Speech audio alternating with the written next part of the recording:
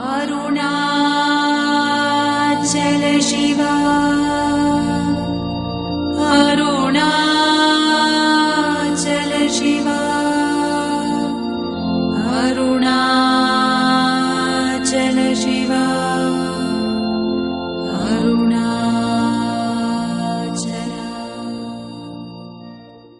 What is the final truth of the great 20th century sage Bhagavan Sri Ramana Maharshi?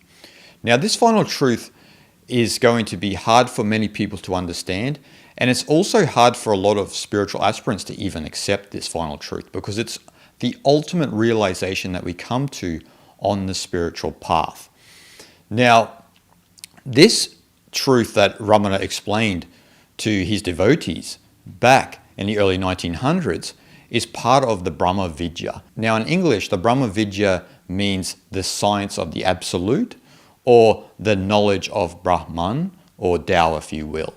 Now, the Brahma Vidya can be problematic when you teach it to those who are not ready for it. And I will have a video in the future on who should be taught the Brahma Vidya as opposed to who shouldn't be taught the Brahma Vidya.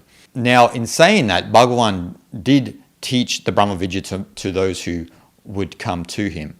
And so we will speak about this final truth that he explained today to try and mine the essence of what he was trying to explain with this final truth. But as I said, a lot of people are not ready for this, and a lot of people will have a nervous reaction to this. But what I want you to realize is, what is it within you that has a nervous reaction to this sort of knowledge? That's what we need to explore. So without further ado, let's see what Ramana had to say. There is neither creation nor destruction, neither destiny nor free will, neither path nor achievement. This is the final truth. Ramana's final truth here kind of rips the rug from underneath our feet. A lot of us think of that we are on a spiritual path, that we are going to attain some sort of enlightenment, and so forth and so on. But Ramana takes that rug from right underneath our feet to expose the one who wants to make these achievements, the one who believes they are on the path. Now, to explain this a little further, we should look at one of the great verses of the Avadhuta Gita as explained by Lord Dattatreya. I have no birth, no death, and no duties. I've never done anything, either good or bad. I'm purely Brahman, beyond all qualities. How could either bondage or liberation exist for me? So you see, what we understand here is that from the Advaita Vedantic perspective and from the non-dualist perspective, which actually spreads across all of the non-dual schools, no matter whether they are in Hinduism, Buddhism, or Taoism, is we find that there's this ultimate reality that is all that there ever was, right? So it's not your life, so to speak, it's the universe's life, or in this sense, Brahman's life or Tao's life. And so what the Avadhuta Gita explained to correspond with the final truth, Ramana, is that it's only the jiva that experiences birth, death, duties, etc. And so what I mean by jiva here in Sanskrit is the persona system, or the identity / ego / sense of self / sense of agency. And so that's what basically a jiva is. It's the persona system, that accumulative sense of self that is a byproduct of socialization, culture, etc. And so that identity is a fabrication. And so that's what Ramana and the Avadhuta Gita are speaking about here. A lot of people have questions about, does free will exist? Or is there just the will of God, so to speak? But those queries are all an inquiry of the jiva. The jiva is inquiring into its own nature. Do I, as an ego, have free will? Now, from the non-dualist perspective, all that ever existed was Brahman. All that ever existed was Brahman. Maya, the illusion of reality or the illusion of separation, that measurement of reality, that is what eclipses our view of Brahman, because we believe in this jiva, this identity. So we measure reality according to our conditioning. But Bhagavan always harped on about how there was only ever Brahman. Now, this is not new. Obviously, if we go back into the non-dualist schools, we find this within the early tradition of Advaita Vedanta through Shankara and Gaudapada. We also find it within the schools of Taoism with Zhuangzi and Lao Tzu. I mean, there is many schools of thought that coincide with this perspective of that there is only Brahman. And there's a famous phrase actually in Sanskrit called Brahma Satyam Jagat Mithya. Now what Brahma Satyam Jagat Mithya actually means is Brahman alone is real. The world is an appearance.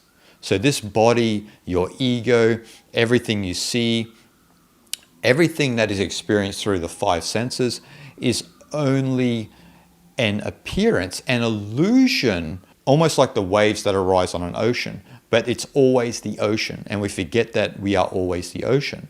So Brahman alone exists, and this is Ramana's final truth. And so we have to get out of this habit of constantly identifying with our sense of persona. No matter what it is that we identify with, if you identify with anything, no matter what physical or psychological trait, then you are under the spell of Maya. And so Bhagavan was always trying to reorient our focus back to the self. Now the self here, not a person, this is self with a capital S, which actually means undifferentiated consciousness, which comes from the Sanskrit Atman. So they translated Atman back in the day as this supreme self with a capital S, but a better translation actually is undifferentiated consciousness, which actually is identical with Brahman. And so that's what really exists within all of us. We are all Atman. The self alone exists. This is Ramana's perspective. The self alone exists. And as soon as you start identifying with certain traits and characteristics that you've accumulated, or an identity that you've accumulated, which dissects the world up into this and that, then you are under the spell of Maya and you have lost your connection with Brahman. And so this is the ultimate truth, right? This is the ultimate truth within spirituality. This is the Brahma Vidya, that only Brahman exists, only Tao exists. It's beyond all qualities. It's the Naguna Brahman, not the Saguna Brahman. Saguna Brahman in Sanskrit means with qualities. Naguna Brahman means without qualities. So Ramana really is kind of making a point to all of us spiritual aspirants and anyone in general about when we think we are on a spiritual path, we are going to experience liberation. We are bound. We suffer. Like the Avadhuta Gita said, how could either bondage or liberation exist for me? Now that's from the perspective of the Atman, from the Brahman. So it's only from the jiva, right? The jiva, our persona, our identity is the one that thinks we are bound, we need to be liberated, we suffer. And so this is the ultimate psychological approach to your spirituality. Instead of being so concerned of being on the spiritual path or attaining liberation or this and that, you can fundamentally realize you are the self right now. Enlightenment is only ever in the present moment. It could never be anywhere else. It's not at the end of a journey. It's in the present moment. And so that is what non-duality is always directing us back to that understanding that it's the jiva that lives in time. It's the persona that lives in this illusion of past, present, and future, as opposed to the Atman or the Brahman or the Tao, if you will, which is the irreducible essence of the universe, which is always eternally now. And from that place, you were never born, you will never die, you don't have anything actually to do. There's nothing you can do. That's all within the field of jiva. Your ultimate state of consciousness is Atman. And that is ever present, infinite. It can never die. It was never born. This is what a lot of us find hard to comprehend on the spiritual path, because we are so invested in ourselves as an identity on the spiritual path without ever realizing that. Even those people who think they are dissolving their ego are still in some sense possessed by the ego. And so you are verily Brahman. The universe is verily Brahman. As Ramana said, there is neither creation nor destruction. There was no universe that was created. There will be no universe that will be destroyed. It's all Brahman. That's all the play of duality, the play of Maya. But can we see the Brahman playing out within the world of forms? Can we bring our consciousness back to the ground of our being so we can feel that irreducible essence within our heart as us, doing us. So there is no debate of destiny or free will. These all equate to the jiva, to the persona system. They don't equate to the Atman, which is ever present, always, and was never born and can never die. Free will and destiny only apply to that element of ourselves that we call a jiva that is born within time that we identify with. But our true nature is not bound by destiny nor free will. It can only ever be in the present moment, and that's where it actually only ever exists. And so we need to come back into alignment with that to free ourselves in some sense from the prison of the identity, the ego, the sense of self. And it is a prison, and it keeps us hostage where we suffer. We continue to look through the lens of our own conditioned ego, and all of our conditioned egos are different. And so we are superimposing our conditioning onto a world which is pure. But we need to clean that away. We need to clean our mind, clean the vision, to see Brahman as it truly is. And once we begin to eradicate our conditioning, then you begin to disintegrate the identity, which begins to expand your consciousness. Because this is the effect of coming back into the oneness of Brahman. Because Brahman alone is all that exists. And this is the final truth of Bhagavan Sri Ramana Maharshi. So my parting question for all of you is, have you experienced this final truth that the Bhagavan left for all of us to contemplate and realize? Shanti, Shanti, Shanti. Arunachala Shiva, Arunachala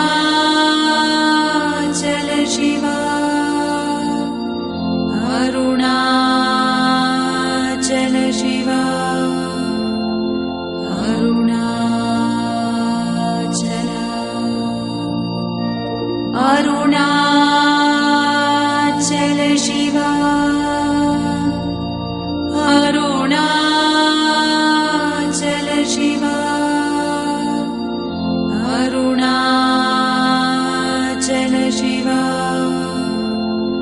Arunachala, Arunachala Shiva.